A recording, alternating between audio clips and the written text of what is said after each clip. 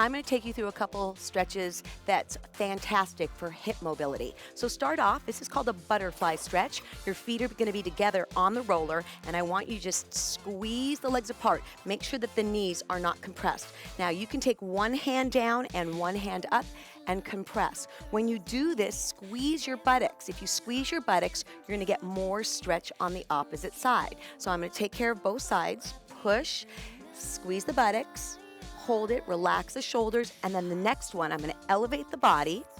Same butterfly position, knees are comfortable.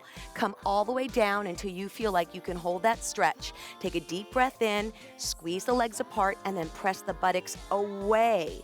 That's going to open things up in the hip. Then come on back to a neutral position. Let's do that one more time. All the way back, open up the hips. You're going to feel a wonderful stretch on the outside, maybe on the IT and hips. Take a deep breath in, roll it on up, and you are done. 2 stretches for hip mobility. Until next time.